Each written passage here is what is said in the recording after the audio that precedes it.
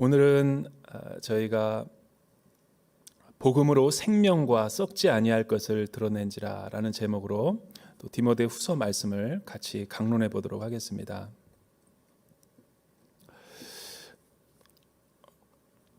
우리 기독교 그 문인 가운데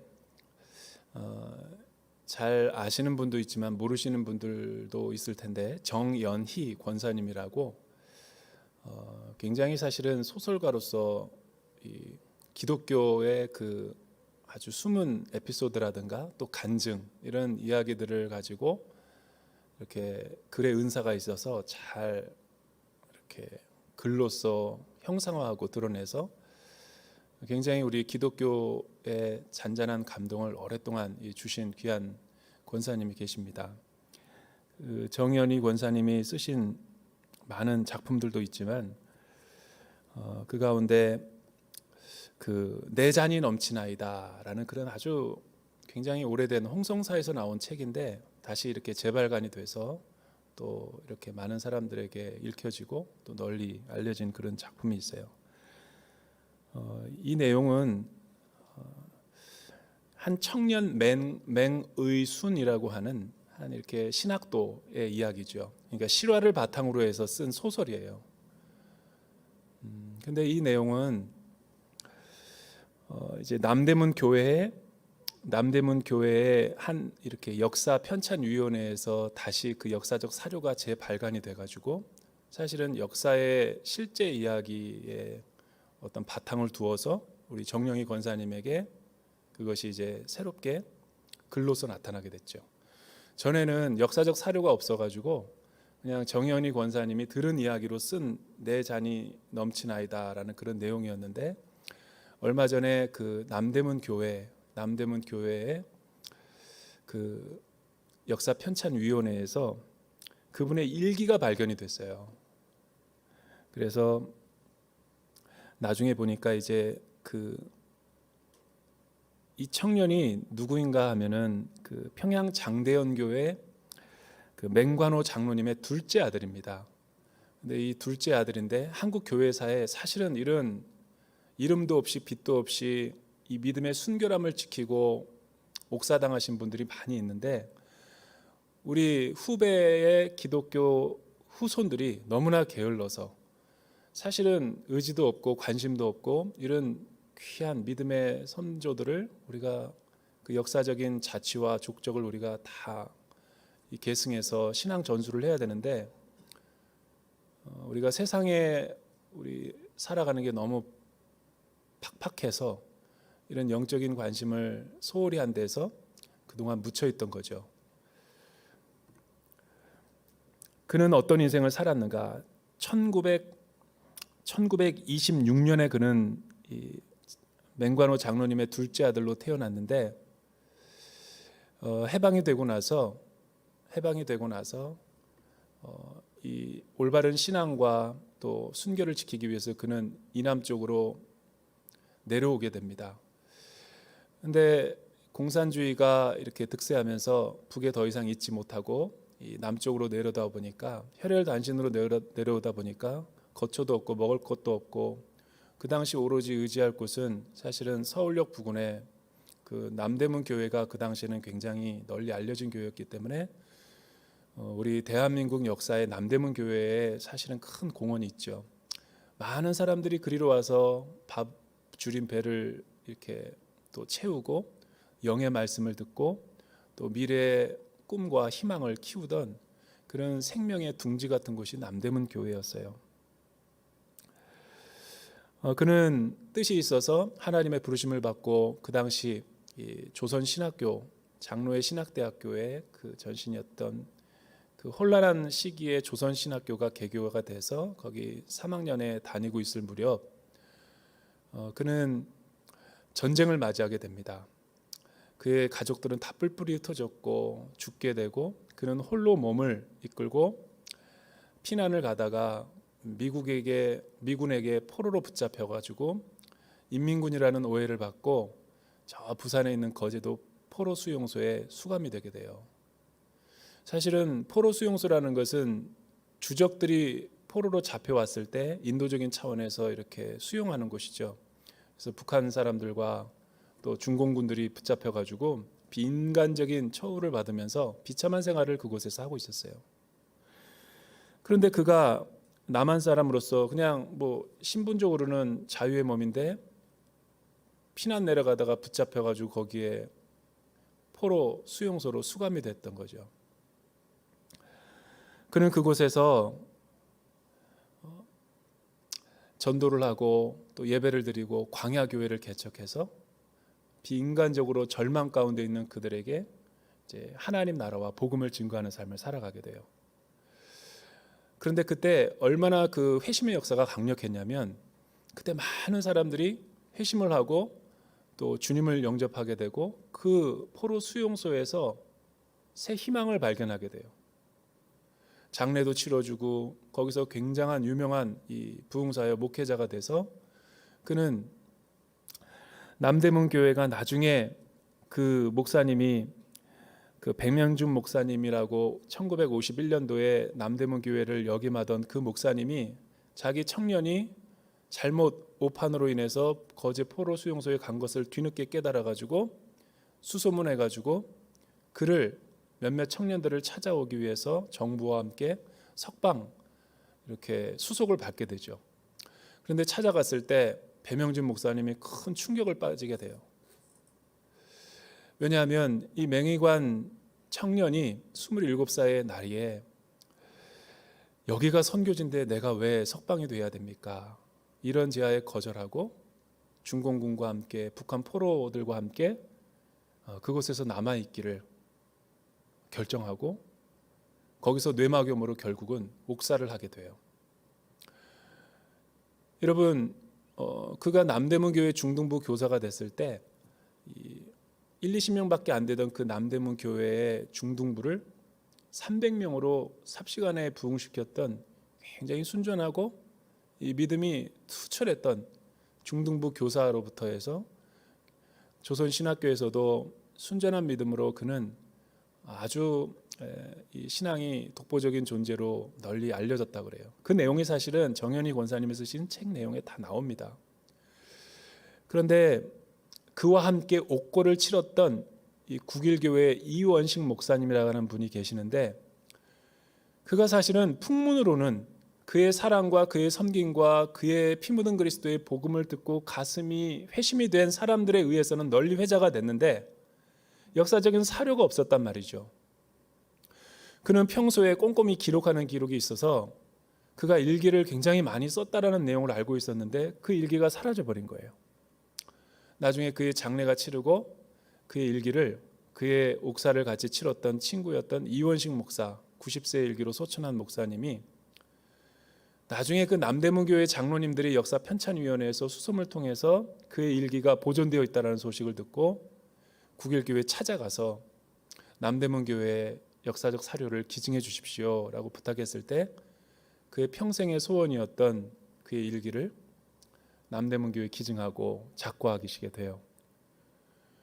여러분 그 일기가 홍성사에서 또 얼마 전에 책으로 편찬이 됐는데 십자가의 길이라는 제목으로 책이 출간돼요. 여러분들에게 일독을 권합니다. 어떻게 그런 일이 일어날 수 있었을까? 사실은 우리 한국 교회가 순결한 믿음, 놀라운 세계사적으로 찾아보기 힘든 부흥의 대역사를 장식할 수 있었던 데는 이런 미랄과 같은 굉장히 순결한 복음의 전도자들의 삶이 있었기 때문에 가능한 거예요. 후에 전쟁이 종료가 되고 각자 자기가 왔던 나라로 돌아갔을 때 포로로 생환되어서 다시 북으로 돌려보냈을 때 전해지는 바에 의하면 이 중공군들이 그 맹의관 전도사에 의해서 섬김과 사랑을 받은 그 사랑의 십자가의 사랑을 깨닫고 후에 신학교에 들어가서 중국 목회자가 되고 지하교회 교육자의 생활을 하게 돼요. 그리고 지하교회에서 놀라운 부흥의 역사를 일으키는 그런 사건들이 실제로 일어났다는 거죠.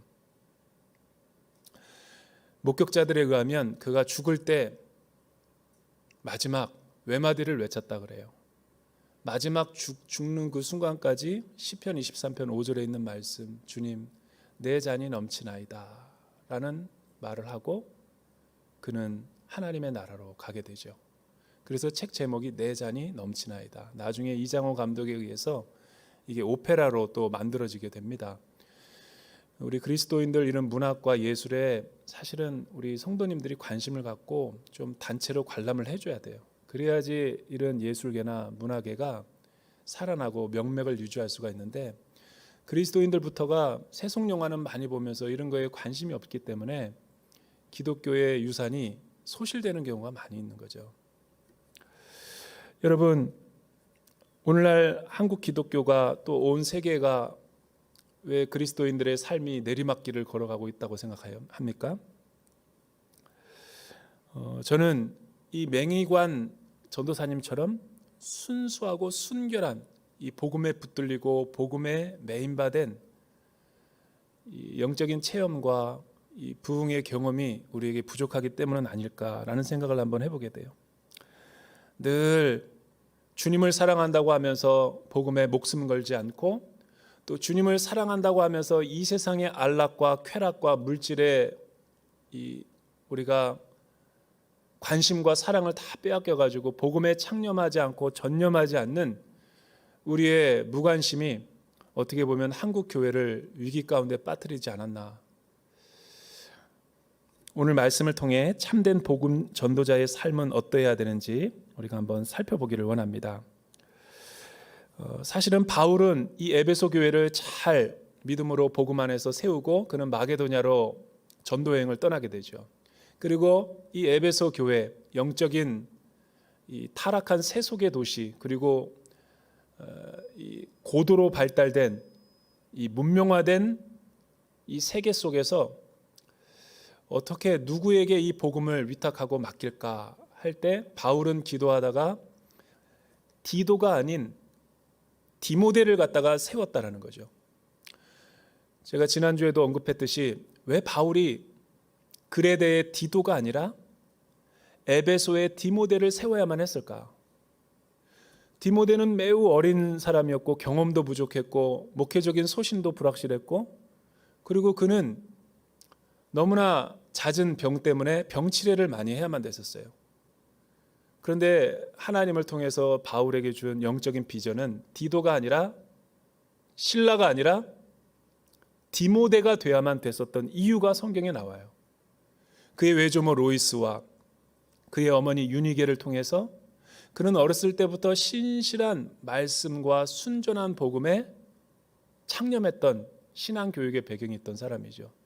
디도처럼 갑자기 레디컬한 컨버전과 회심을 통해서 주 앞에 나와서 신앙생활한 그리스도인이 아니라 어려서부터 모태신앙 가운데 신실한 신앙의 전수를 잘 받았기 때문에 다른 건 다 조건과 자격이 안 돼도 그에게는 하나가 딱 있었어요.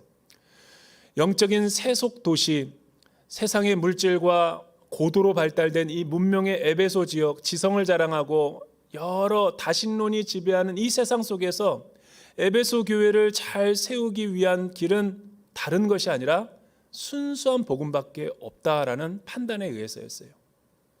비록 경험도 짧고 영적인 능력도 부족하고 늘 몸 아파가지고 걱정 근심이 많지만 바울은 그 한 가지 사실에 의해서 이 정도 인물이면 다른 소리는 안 하겠다라고 해서 그에게 복음을 위탁한 거죠.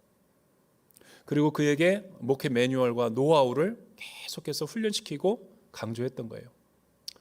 그러나 바울이 떠난 뒤에 에베소는 역시 이리떼들과 맹수들이 늑달같이 디모데에게 달려들어가지고 에베소는 큰 위기와 시련을 지금 경험하고 있죠. 이 소식을 마게도냐에서 들은 바울은 디모데에게 이 디모데 전후서를 씀으로 인해서 그에게 목회적인 격려와 또 용기, 그리고 자신감, 사람의 뜻과 사람의 생각으로 목회는 되는 것이 아니라 하나님의 순전한 말씀과 믿음에 의해서 가능한다라는 것을 권면하고 있는 거예요. 어떤 내용이 있는지 우리가 한번 세 가지를 살펴보기 원합니다. 먼저 이 8절에서 12절에 있는 말씀이죠. 여러분 오늘 말씀은 9절부터 시작되지만 8절에 세 가지 대지가 잘 이게 녹아져 들어 있기 때문에 8절서부터 같이 한번 읽기를 원해요. 같이 읽어볼까요? 시작. 그러므로 너는 우리 주에 대해 증언하는 일이나 주를 위해 내가 죄수가 된 것을 부끄러워하지 말고 하나님의 능력으로 복음을 위해 고난을 받아라. 9절.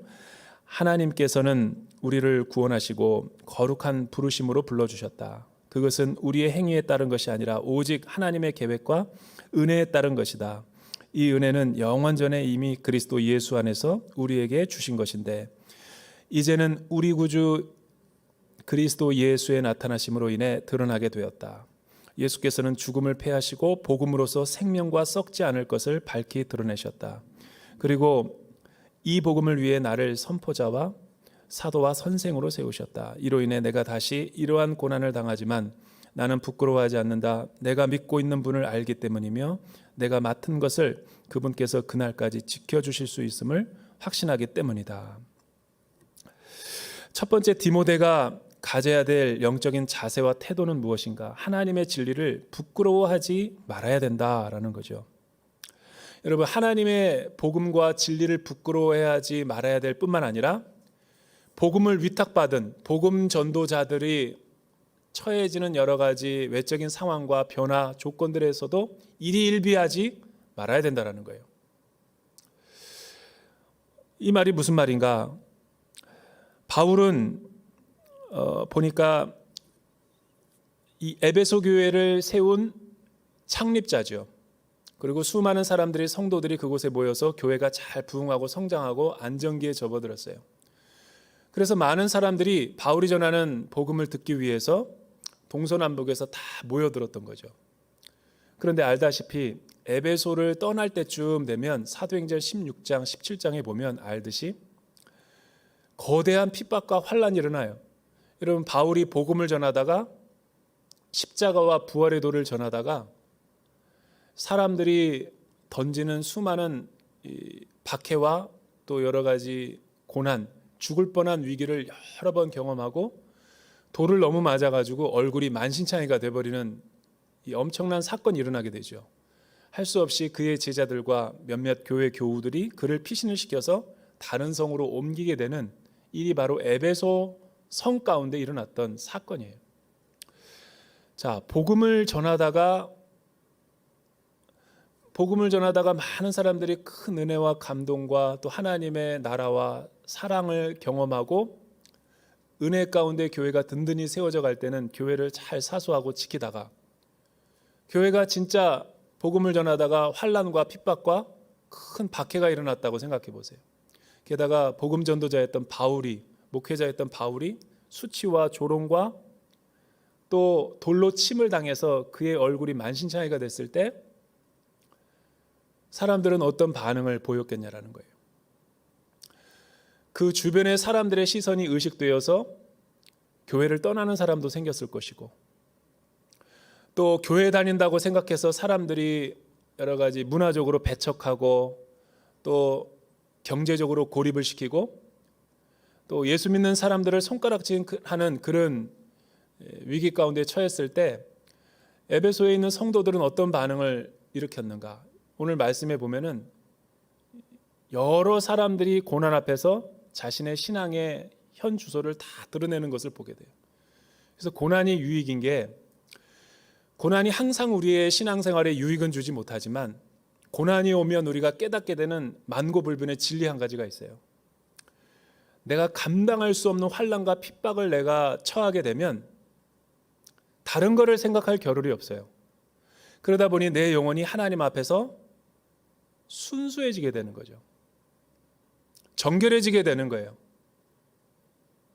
그래서 여러분, 이 트리뷸레이션이라고 하는 이 헬라어가 어디서 유래가 됐냐면, 여러분 우리 시골 그 농가에 가면은 어르신들이 깨라든가 왜 고추 말리고 왜 어떤 이렇게 콩 같은 거를 말릴 때 양지에다가 큰 이렇게 돗자리를 피고 그 위에다가 다 이렇게 말리잖아요. 며칠 동안. 그리고 도리갯질이라는 그 그 타작 기계를 통해서 끝에는 철 같은 걸로 이렇게 막 구슬 같은 거를 다리게 해가지고 어르신들이 어렸을 때 저도 이렇게 시골 가면은 그걸 가지고 이렇게 내리치는 거죠. 바짝 마른 이 완두콩 같은 거라든가 바짝 마른 그 저기 이 깨 같은 것들이 그 도리갯질을 한번 할 때마다 후두두두둑 떨어지는 거죠. 여러분 그 도리갯질이 뭐예요? 환란이죠, 환란. 진 누르다, 땅에 타작하여 치다. 그게 환란이라는 거예요. 박해고. 평소 때는 우리가 참된 신자인지 거짓된 신자인지 무늬만 신자인지 내가 중심으로 회심하고 하나님께 또 소유된 하나님의 백성인지 평상시에는 드러나지 않아요. 여러분 내가 지은 이 믿음의 토대가 정말 반석 위에 예수 그리스도 위에 내 신앙을 견고하게 졌는지 아니면 모래성 위에 내가 그냥 세워진 척하고 있는 건지는 평상시 때는 잘 드러나지 않아요. 그런데 오사카에 대지진이 일어났을 때처럼 한번 흔들어 보면 알아요. 내진 설계가 잘 된 건물들은 지진이 일어났다 할지라도 전혀 토대가 무너지지 않고 견고하죠. 그런데 내진으로 설계됐다고는 말하면서 겉모양은 튼튼하게 일상 가운데는 그렇게 있다 할지라도 큰 강진이 일어났을 때 기초부터 다 무너진 것들은 사실은 그거는 속임수 건축술이죠. 우리의 신앙이 그럴 때가 있다라는 거예요. 그래서 하나님은 가끔 아브라함을 믿음으로 테스트한 것처럼 하나님의 사람들을 믿음으로 시험 볼 때가 있는 거예요. 그런 좋은 테스트가 이런 코로나와 같은 재난의 상황인 거죠. 만약 내가 평소에 하나님이 아니라 복음이 아니라 사랑과의 교제, 어떤 사랑과의 친목, 사랑과의 그 관계성 때문에 사람이 좋아서 다니는 그 성도들은 이런 대환란이 일어났을 때 교회를 전염병의 어떤 진앙지처럼 위험한 곳으로 안전하지 않은 곳으로 여기고 언론에서 보도되는 모든 그런 흘려내려보내는 그런 편향된 그 사실 같은 것들을 받아들이고 내가 교회를 멀리할 수 있다면 나는 진정한 신자는 아닌 거죠. 그러나 이럴 때일수록 재단을 위해서 기도하고 목회자들을 위해서 기도하고 내 순원들과 공동체 식구들을 위해서 기도하고 하나님이 이 고난을 통해서 나에게 말씀하시고자 하는 것이 무엇인가를 경청하고자 한다면 우리의 신앙은 이 어려운 팬데믹 기간들을 잘 통과하고 있는 거예요. 하나님이 그거를 체크해 보라고 이 시기를 일시적으로 우리에게 주신 거죠. 사랑하는 성도 여러분, 바울이 복음을 전하다가 얼굴이 만신창이가 되고 수치와 조롱을 받으니까 예수님의 십자가를 통과하지 못하고 제자들이 다 떠났던 것처럼 에베소 성도들도 다 이 앞집산에서 다 떠나버렸어요. 몇몇 성도들이 바울을 케어하고 돌보면서 그를 피신시켰던 거죠. 왜냐하면 바울 선생이 자신들에게 전해준 복음은 생명의 복음이고 썩지 아니할 것이고 이 위대한 하나님의 구원의 계획을 우리가 믿고 신뢰하기 때문이며 사실은 한몸된 그리스도인의 지체의식으로 바울과 하나가 되었기 때문에 바울을 떠나지 않았던 거죠. 저와 여러분은 어떤 자세로 신앙생활을 하고 있는가? 축복의 복음 또 번영과 우리의 자녀들의 기도 제목을 응답하실 때는 열심으로 하나님을 신앙생활하고 섬기다가 뭐 교회에 조금 불미스러운 일이 있고 여러 가지 그 티격태격하는 잡음이 들릴 때 그것이 내 일신상에 불이익을 줄 때는 잠깐 피해 있고 그런 신앙인은 참된 신앙인이 아니죠. 그래서 바울은 8절에서 디모데에게 세 가지를 이야기하는 거예요. 너는 우리 주에 대해 증언하는 일을 부끄러워하지 말아라. 두 번째는 주를 위해 복음을 전하다가 내가 감옥에 갇히고 주의 수가 된 것을 부끄러워해서는 안 된다. 세 번째는 너는 하나님의 능력으로 복음을 위해 나와 함께 고난을 받아야 된다. 이게 디모데에게 복음의 스승이었던 바울이 이 목회적인 원리로 가르쳤던 거죠. 그래서 9절에서부터 12절에 보면 이 영원전부터 우리에게 은혜를 주시고 또 죄로부터 또 어두운 영적인 절망으로부터 우리를 자유케 하고 새 생명을 주신 하나님만 주목하고 하나님만 바라보면서 이 믿음의 전도자요 사도와 선생으로 잘 목양하라는 거죠. 바울은 12절에 보니까 이런 말을 하고 있어요. 내가 다시 이런 고난을 당하지만 나는 복음을 부끄러워하지 않는다. 왜냐하면 내가 믿고 있는 분을 신뢰하고 알기 때문이며 그분이 나를 사랑하셔서 나를 구원하여 주시고 나에게 맡긴 이 은혜의 복음을 전하고 증거하는데 그분께서 그날까지 나를 지켜주실 것을 확신하기 때문이다. 실제로 바울은 사도행전 20장에 에베소 장로들과 헤어지면서 이런 고백을 하죠. 나의 달려갈 길과 주 예수께 받은 이 복음의 사명, 은혜의 복음을 증거하려 하면은 나의 생명을 조금도 귀한 것으로 여기지 아니하리라. 여러분, 이 복음 사명 선언문과 이 복음에 대한 핵심 가치가 바울 인생의 전부였어요. 일부가 아니라 전부였다고요. 이 말을 다른 말로 하면 바울은 복음에 목숨을 걸은 거죠. 바울은 선교에 자신의 모든 것을 불태운 관제와 같은 존재였던 거죠. 이 말을 오늘 현대인들에게 도전하여서 바꿔 말한다면 이런 거죠. 우리는 얼마나 하나님의 나라와 복음에 헌신되어 있는가? 우리는 어떤 자세로 신앙생활을 하고 있는가를 묻고 있는 것과 똑같은 거예요. 여러분, 신앙생활을 나 중심으로 하는 사람들은 사실은 이 고난이 오고 조금 어려운 일이 있으면 우리는 신앙을 방학에 들어가는 경우도 많아요.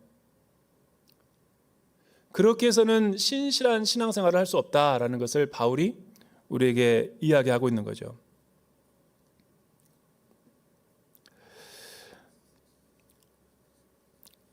복음을 전하다가 우리가 박해를 받고 고난이 찾아올 수 있는 까닭은 이 세상은 하나님의 창조 질서와 또 권위에 불순종하고 반역하고 있기 때문에 우리가 아무리 소금과 아무리 빛의 역할을 이렇게 섬긴다 하더라도 세상은 우리를 미워하고 싫어할 거예요.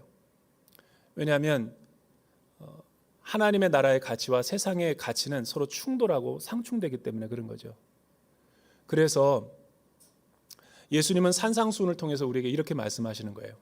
우리의 신앙의 출발은 마음이 가난한 자, 심령이 가난한 자는 복이 있다. 왜냐하면 저희가 하나님의 나라를 볼 것이기 때문에. 시작은 그렇게 누구나 시작하지만 우리의 신앙은 어디까지 가야 되냐면 거기에 머무르면 안 되고 의를 위하여, 하나님 나라를 위하여, 또 복음과 십자가를 전하다가 나와 신앙의 가치관이 다른 세상 속에서 내가 충돌하고 박해를 받고 고난을 받는다 할지라도 인내로서 믿음으로서 참고 박해를 받아야 되는 데까지 이르는 성숙한 그리스도인이 되어야 된다는 거예요.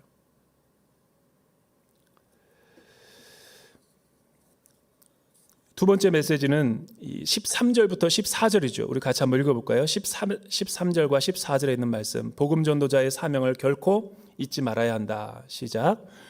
너는 그리스도 예수 안에서 믿음과 사랑으로 내게서 들은 건전한 말씀을 표준으로 삼아라. 우리 안에 거하시는 성령의 도우심을 받아 내게 부탁한 선한 일들을 지키도록 하여라. 여기서 바울이 디모데에게 경험이 부족하고 또 늘 아프고 그냥 늘 바울이 감옥에서 있는 바울이 감옥 밖에 있는 디모데를 걱정하고 염려해야 되는 상황인 거예요. 바울은 지금 감옥에 갇혀가지고 복음을 전하다가 주 예수의 신분으로 있는데 오히려 디모데가 걱정이 되는 거예요. 이 어린 친구가 맹수들의 위협 가운데 잘 버틸 수 있을까? 너가 그 위협을 버티기 위해서는 세 가지를 기억해야 되는데 그리스도 예수 안에서 믿음과 사랑으로 내게서 들은 이 올바른 말씀을 잘 간직해야 된다라는 거예요. 14절을 보십시오. 우리 안에 거하시는 성령의 도움을 받아 내게 부탁한 선한 일을 지키도록 하여라. 여러분, 바울이 왜 디모데에게 자신이 하나님께로부터 위탁받고 부탁받은 것을 다시 디모데에게 전수해 주고 있을까요? 여기에 목회적인 비밀과 원리가 있어요.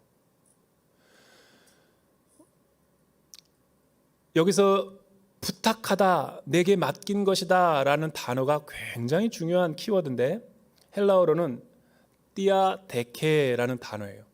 이 띠아데케라는 단어는 entrusted deposit 이란 영어로 번역하면 그렇게 될 수 있어요. 하나님이 우리를 신뢰해서 맡겨준 어떤 중요한 이 디파짓이라는 거예요. 저축할 만한 어떤 중요한 보물이라는 거죠. 먼저 바울에게 이것을 의탁했고 바울은 이것을 누구에게 가감없이 전했냐면 디모데에게, 아들과 같은 믿음의 신실한 일꾼인 디모데에게 전수했다라는 거예요. 그 내용이 뭐예요? 그리스도 예수 안에 있는 복음으로서 믿음과 사랑과 올바른 말씀을 표준대로 목양을 하라는 거예요. 즉 다시 말하면 내 경험과 내 방향과 내 그 세상의 시류에 따라서 영합해가지고 복음에다가 물 타가지고 이렇게 왔다 갔다 해가지고 하지 말고 가르쳐 준 대로 하라는 거죠. 목회에 언제 사고가 일어나요? 여러분, 우리 일상생활에서 신앙생활이 언제 내면의 세계가 무너집니까? 예수님께서 우리에게 가르쳐 준 대로 하지 않기 때문에 그런 거예요. 예수님께서 우리에게 가르쳐 준 대로 하지 않았는데 자기가 그거에 배운 게 예수님께로부터 올바른 거라고 착각할 때 그런 일들이 벌어지는 거예요. 그래서 위기가 찾아왔을 때는 목회가 어려워지고 신앙이 힘들어지고 또 우리의 영적인 삶이 공고해질 때는 항상 자신의 내면의 세계를 들여다볼 때 기본으로 돌아가야 되는 거예요. 기본. 다른 어떤 고상한 것을 추구하려기보다는 기본적인 것을 추구해야 돼요. 왜 야구 선수들이, 타자들이 잘 막 엄청나게 높은 타율과 홈런을 치던 어떤 대형 이 4번 타자들이 보니까 야구 전문가들에 의하면, 코치들에 의하면 밸런스가 무너진다고 그래요. 밸런스. 계속 반복되는 일을 하다 보니까 타격감은 있어가지고 자기가 홈런이라도 때릴 것 같고 늘 치면은 안타가 될 것 같고 타율이 높아질 것 같은 생각은 많은데 몸의 밸런스가, 자세가 균형을 잃어버려서 그런 타격이, 접촉점이 그렇게 나오지 않는다라는 거예요. 그래서 부진에 빠지고 슬럼프에 빠지고 심리적으로 방어선도 무너져가지고 술과 여자와 도박으로 이 슬럼프가 길어지는 사람이 있대요. 그때 타격 코치들이 가르치는 게 뭐냐면 이미지 트레이닝이라는 거예요.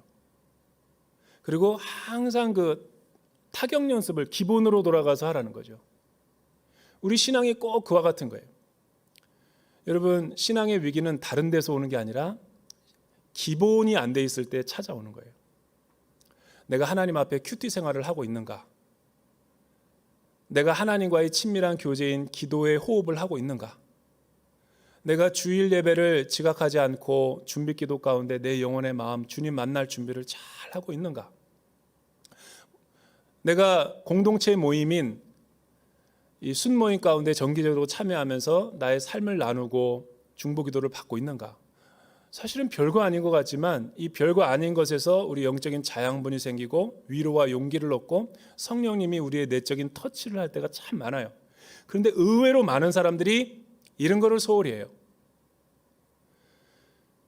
여러분, 신앙생활이 무너져 있는 사람들의 99.9%가 제가 상담해 보면 예배 생활이 무너져 있어요. 경건하게 예배드리지 않습니다. 설교 전에 잠깐 와서 설교 시간 끝나자마자 축도하기 전에 가버리고 하나님과의 깊은 지성소로 들어가질 못해요. 왜 그렇죠? 우선순위가 다른 데가 있기 때문에 그래요. 사업이라든가 자녀라든가 내가 예배 후에 만나야 될 그 어떤 일과 사람에 대해서 관심을 갖느라고 진정 하나님께는 자신의 진실된 마음으로 신령과 진리 안에서 예배를 못 드리는 거예요. 예배가 무너지면 다 무너집니다. 여러분, 예배 없이 아무리 양육 프로그램을 많이 해보세요. 제자도가 하나도 생기지 않습니다. 여러분, 예배가 무너졌는데 무슨 기도가 돼요? 하나님 앞에 올바른 영적인 자세와 태도인 예배자의 삶이 안 되는데 무슨 사역을 하냐라는 거예요. 그런데도 마귀는 우리를 속이죠. 내가 사역을 잘하고 있다고 그러고 내가 충성된 일꾼이라고 그러고, 그건 마귀에게 속는 일이에요. 여러분, 저는 그래서 그런 분들에게 권면을 해요. 밸런스가 무너졌을 때는 예배부터 회복시켜야 되는 거예요. 우리의 가정에 어디서부터 이런 카오스와 무질서와 아나키 현상이 일어나는지 나는 알 수 없다? 다시 기본으로 돌아가세요. 가정재단부터 쌓아보세요. 우리의 자녀가 고칠 것이 많지만 어디부터 시작해야 되는가? 예배자가 되달라고 기도해야죠.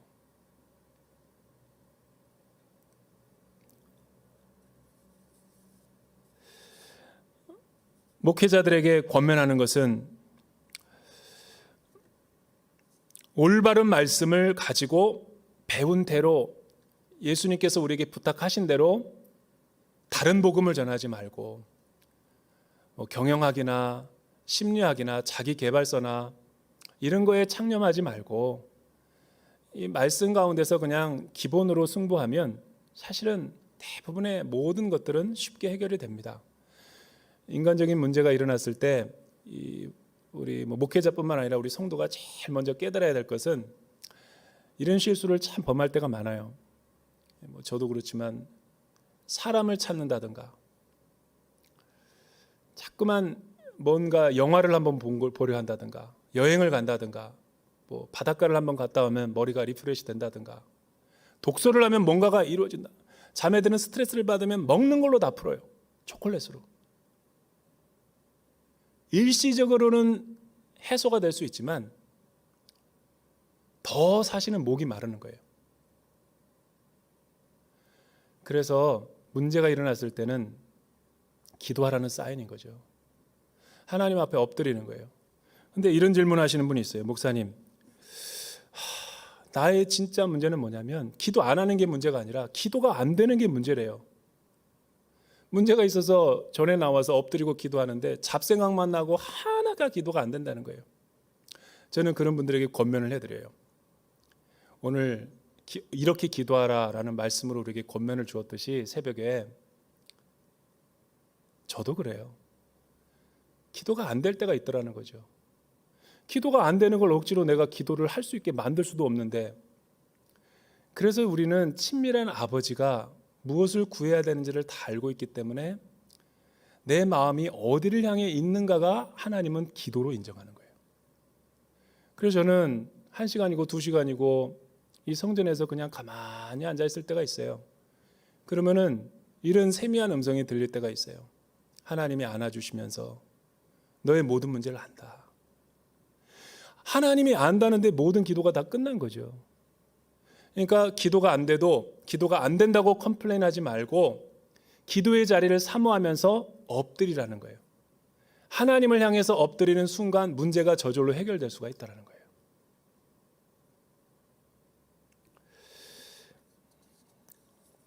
세 번째는 15절서부터 18절이죠.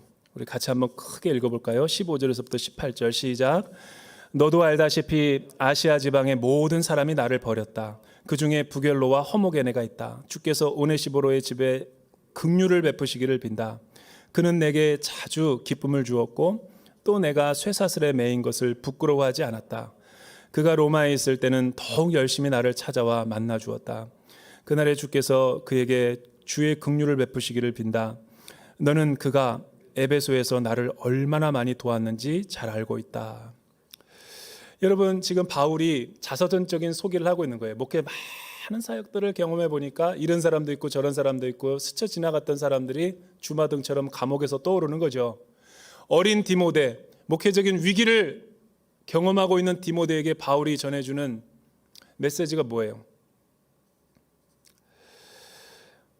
자기가 복음을 전할 때 두 부류로 사람이 나눠졌다라는 거예요. 자기를 버리고 떠난 사람들, 세상으로 간 사람들, 부겔로와 허모게네가 너무 자기의 마음을 아프게 했다라는 거죠. 그러나 반대로 주께서 오네시보로와 같은 신실한 가족을 자기에게 붙여주셔서 위안과 위로와 하나님 나라의 소망을 잃어버리지 않고 복음 전도자로서, 사도로서 이 복음을 창념하게 했다라는 거죠. 내가 가장 칠흑 같은 어둠에 있을 로마 감옥에서 나에게 자주 왔다. 옥바라지를 했고, 저와 여러분의 오네시보로는 누구예요?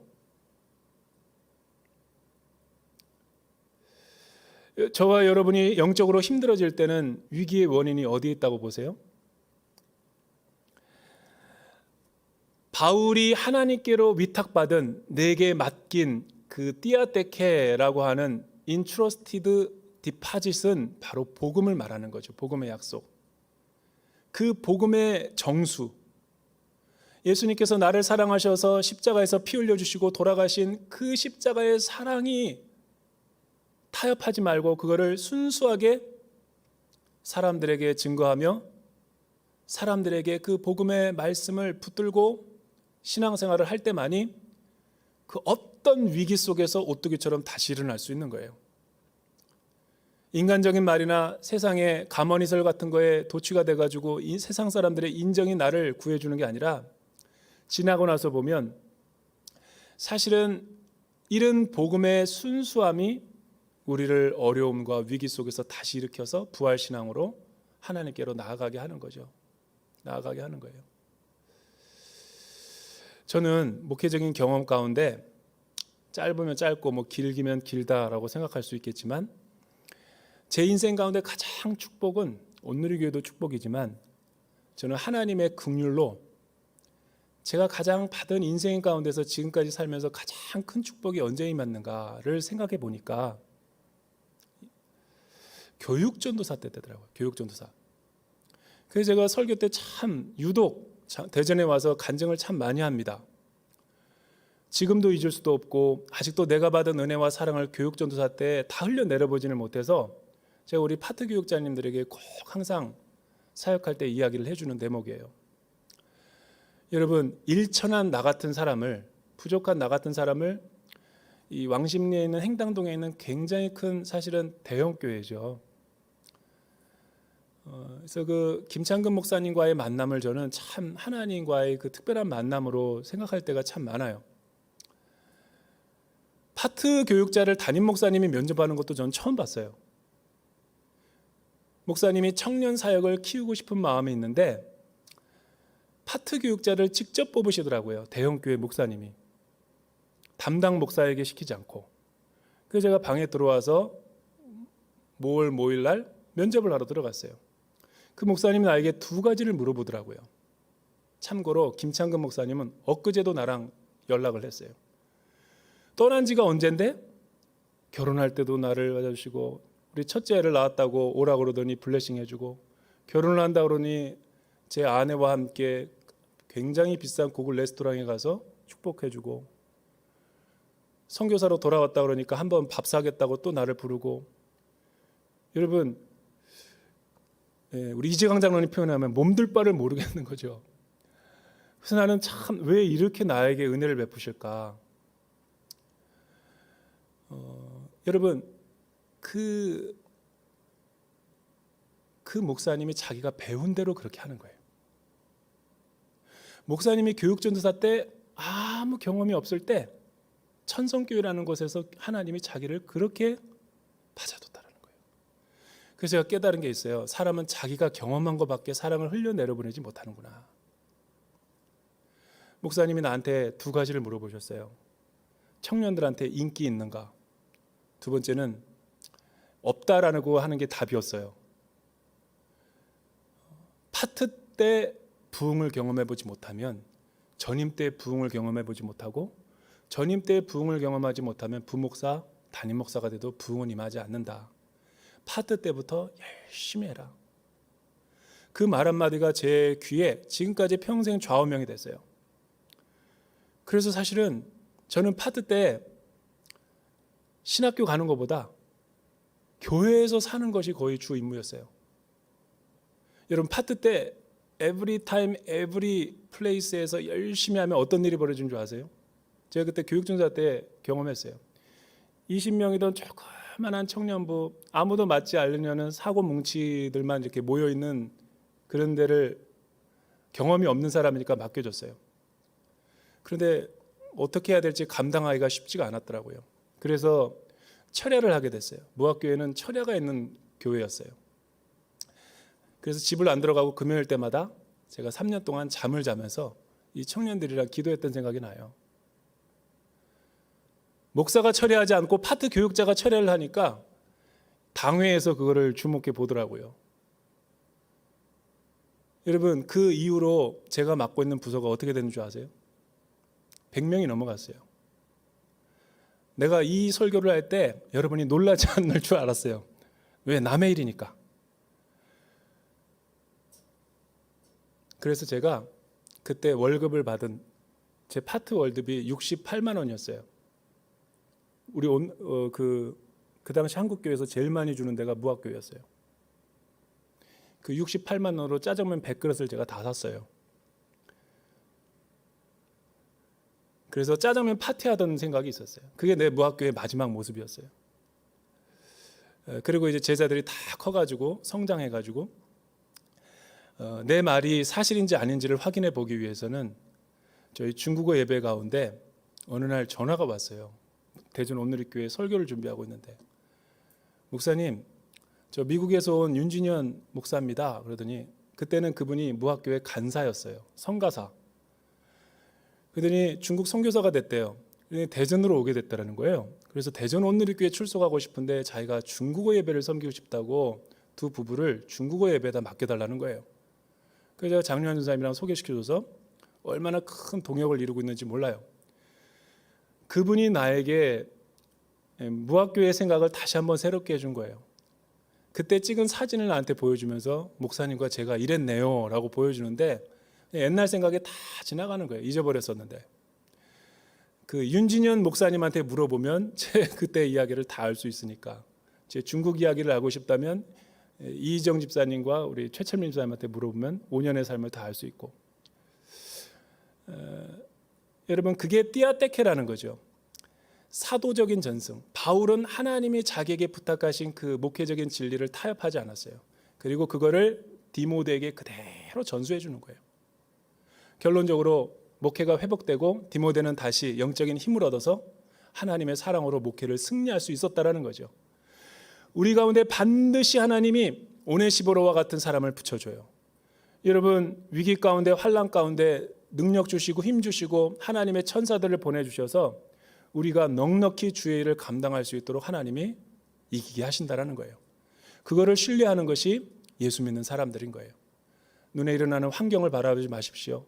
보이지 않는 하나님을 신뢰하고 여러분의 순례의 길을 걸어가는 믿음의 신실한 백성들이 되기를 주님의 이름으로 축원합니다.